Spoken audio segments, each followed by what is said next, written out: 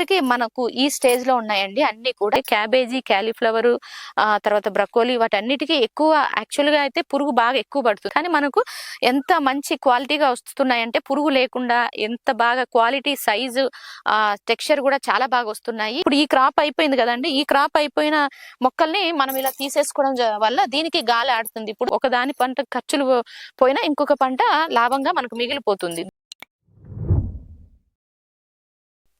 Hi, hello అండి, అందరికీ నమస్కారం. నేను మీ సునంద. అయితే ఇప్పుడు మనం ప్రజెంట్ మీకు ఇంతకు ముందు వీడియో టమాటా సాగు గురించి వీడియోలో ఒకటో భాగం పెట్టడం జరిగింది కదా. అంటే ఫస్ట్ మేము ఏమి స్ప్రే చేసుకున్నాము అన్న వీడియో అలా అప్పుడు పెట్టాము. అప్పుడు తర్వాత దాని మధ్యలో మళ్ళా ఒక్క స్ప్రే చేసుకోవడం జరిగింది. అది కూడా ఏంటిదో చెప్తాను. తర్వాత ఇప్పటికీ మనకు ఈ స్టేజ్ లో ఉన్నాయండి అన్ని కూడా. ఇప్పుడు ఆల్మోస్ట్ మనకు బ్రకోలీ అన్నది హార్వెస్ట్ చేస్తా ఉన్నాం. కొన్ని హార్వెస్ట్ స్టేజ్కి వచ్చాయి, కొన్ని కట్ చేసాము, కొన్ని మెల్లగా వస్తా ఉన్నాయి. తర్వాత ఇప్పుడు మనకు క్యాలీఫ్లవర్ కూడా ఆల్మోస్ట్ హార్వెస్టింగ్ స్టేజ్ కి వచ్చేసాయి. అవి కూడా కొన్ని కట్ చేసుకోవడం జరిగింది. బ్రకోలీ కూడా హార్వెస్టింగ్ స్టేజ్ కి వచ్చాయి, కట్ చేసుకోవడం జరిగింది. తర్వాత క్యాబేజ్ అన్నది కొంచెం మనకు ఒక 10 days లేట్ అవుతుంది. తర్వాత టొమాటోస్ కూడా అన్ని కూడా ఫ్రూట్ సెట్ అవ్వడం జరుగుతా ఉంది అన్నట్టు. అయితే ఇప్పుడు ఎందుకు ఈ వీడియో అంటే, ఇప్పుడు మీకు అప్పుడు చూపించడం జరిగింది ఎక్కువ పురుగు ఉండి మనకు పూతను డ్యామేజ్ చేయడం జరుగుతుంది, ఆకును, లీఫ్ మైనర్ అది ఉండే.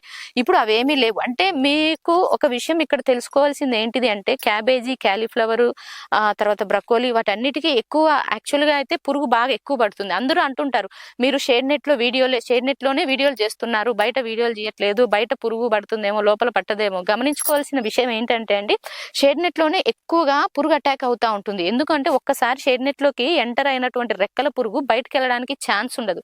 కాబట్టి విచ్చలవిడిగా ఎగ్స్ పెట్టేస్తుంది. అవన్నీ కూడా పురుగులు, లద్దె పురుగులు అయ్యి దాన్ని బాగా డ్యామేజ్ చేయడం జరుగుతుంది. ఇది అందరికీ తెలియదు, తెలుసుకోవాల్సిన విషయము. వర్షాకాలం అయితే విపరీతంగా అసలు షేడ్ నెట్ లో కంట్రోల్ చేయలేమండి. బయటనే మనకు పురుగు ఉధృతి అయితే తక్కువ ఉంది. బట్ మనకు క్వాలిటీ పరంగా బయట బాగుంది, లోపల బాగుంది. కానీ ఎండాకాలం కొంచెం ఎండ వచ్చినప్పుడు అక్కడ ఎండ అంతా కూడా డిస్పర్స్ అవడం జరుగుతుంది, స్కాటర్ అవడం. బట్ ఇక్కడ ఏంటి అంటే ఒకే సేమ్ పాయింట్ లో పడడం వల్ల మనకేమైతుందంటే ఫ్రూట్ బర్న్ అన్నది జరుగుతూ ఉంటుంది. తర్వాత ఇంకా మెయిన్ ఏంటిది అంటే, ఇక్కడ మీరు చూడొచ్చు ఎక్కువ పురుగు అటాక్ అవుతా ఉంటుంది. కానీ మనకు ఎంత మంచి క్వాలిటీగా వస్తున్నాయంటే పురుగు లేకుండా ఎంత బాగా క్వాలిటీ, సైజు, టెక్స్చర్ కూడా చాలా బాగా వస్తున్నాయి. ఇప్పుడు ఫ్రూట్ సెట్ అయ్యింది కూడా మీరు చూసున్నారు. ఈ మధ్యలో ఫస్ట్ మీకు ఆ రోజు వీడియో పెట్టినప్పుడు sweep out, BVM, bio enzymes spray చేసుకోవడం జరిగింది. అయితే ఇప్పుడు దాని తర్వాత మేము మధ్యలో ఏం స్ప్రే చేసుకోవడం జరిగింది అంటే, మిక్స్డ్ ఆయిల్ స్ప్రే చేసుకోవడం జరిగింది. మిక్స్డ్ ఆయిల్ మళ్ళీ దానికి కాంబినేషన్ BVM స్ప్రే చేసుకున్నామండి. BVM, మిక్స్డ్ ఆయిల్, బయోజెల్ అంటే సీవీడ్, హ్యూమిక్, పల్విక్ 3 కాంబినేషన్ లో ఉంటాయి. ఫ్లవరింగ్, ఫ్రూట్ సెట్ అయ్యే టైంలో అది స్ప్రే చేసుకుంటాము. ఎందుకంటే దానికి పోషకాలు అన్ని కలిపి ఉంటాయి కాబట్టి. అందుకు BVM ఏమో అది రసం పీల్చే పురుగులకి వాటన్నిటికీ సహాయపడుతుంది. తర్వాత మీకు మిక్స్డ్ ఆయిల్ తెలిసిందే. అన్ని రకాల 7 types ఆఫ్ ఆయిల్స్ అన్ని మేము మిక్స్ చేసి, వేప, కానుగ, విప్ప, ఆముదము, ఆవాలు, తర్వాత నువ్వులు, ఇంకొకటి వచ్చేసి సీతాఫలం ఆయిల్, ఇవన్నీ కలిసి ఎమల్సిఫైర్ యాడ్ చేసుకొని దాన్ని కూడా మేము స్ప్రే ఆ 3 కాంబినేషన్ తో స్ప్రే చేసుకున్నాం. ఇప్పుడు ఈ విధంగా ఉందండి క్రాప్. చూడండి, అంటే ఎటువంటి కెమికల్స్ యూజ్ చేయలేదు. బట్ మనము దీంట్లో డ్రిప్ లో కూడా ఇవ్వాలి, కానీ ఇక్కడ ఒక్కొక్కసారి లేట్ అవుతా ఉంది. మా దగ్గర 10 రోజులకు ఒకసారి ఇస్తా ఉన్నాం. డ్రిప్ లో కూడా అంత బలం అయితే ఏమి ఇవ్వట్లేదు. డ్రిప్ లో ఈ బిట్ కి చూడొచ్చు మీరు. ఇప్పుడు ఇవన్నీ కూడా ఇలా ఉన్నాయి.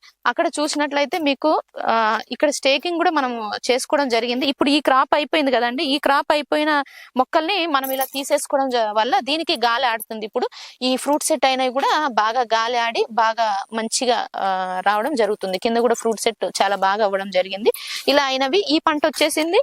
ఇంకా మనకు ఈ పంట అంటే టొమాటో క్రాప్, ఈ పంట అయిపోయినాక టొమాటో క్రాప్ స్టార్ట్ అవుతుంది అన్నట్టు. అంటే ఒకే దాంట్లో మనం ఈ విధంగా అంతర పంటలు వేసుకోవడం వల్ల రైతుకి కొంచెం ఆశాజనకంగా లాభసాటిగా ఉంటాం. ఒకదాని పంట ఖర్చులు పోయినా ఇంకొక పంట లాభంగా మనకు మిగిలిపోతుంది. దీంట్లో మేము చాలా రకాల అంతర పంటలు కూడా వేసుకోవడం జరిగిందని చూపించాను కదా. అంతే. ఇప్పుడు క్యాలీఫ్లవర్ కూడా చూడండి, ఇందులో మనకు హార్వెస్ట్ చేసింది చూడండి. ఇలా ఇవన్నీ హార్వెస్ట్ చేసుకోవడం జరిగింది. సో ఇవంతా కూడా తీసేసుకోవాల్సి ఉంటుందండి. సో ఇవన్నీ కూడా హార్వెస్ట్ చేసుకోవడం జరిగింది. ఇవన్నీ కూడా పంటకు వచ్చేసి హార్వెస్ట్ చేసేసాం. ఇవన్నీ కూడా తీసేయాలి, మా వాళ్ళు ఇంకా తీయలేదు. అయితే కొన్ని ఇంకా ఇప్పుడు ఈ స్టేజ్ లో వస్తా ఉన్నాయి. చూడొచ్చు, ఇది ఈ 2-3 days లో ఇది రెడీ అయిపోతుంది. తర్వాత ఇక్కడిది కూడా తర్వాత ఇక్కడ కూడా ఇప్పుడు ఎండలు ఎక్కువైతున్నాయి కాబట్టి ఎండ కొంచెం తగిలినా మనకు ఈ విధంగా ఎల్లో కలర్ అయితే ఉంటుంది. తర్వాత అక్కడ క్యాబేజీ కూడా ఉంది, క్యాబేజీ కూడా ఏ స్టేజ్ లో ఉందో చూడొచ్చు, మీరు చూపిస్తాను.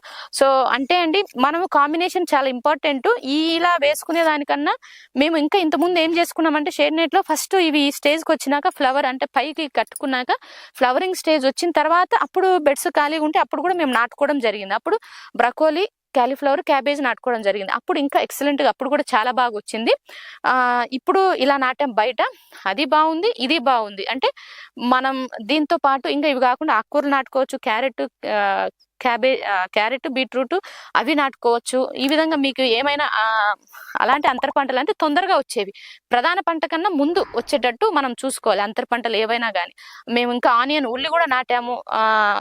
తర్వాత ఇంకా అక్కడక్కడ కూడా సోంపు అలాంటివి కూడా నాటుకోవడం జరిగింది.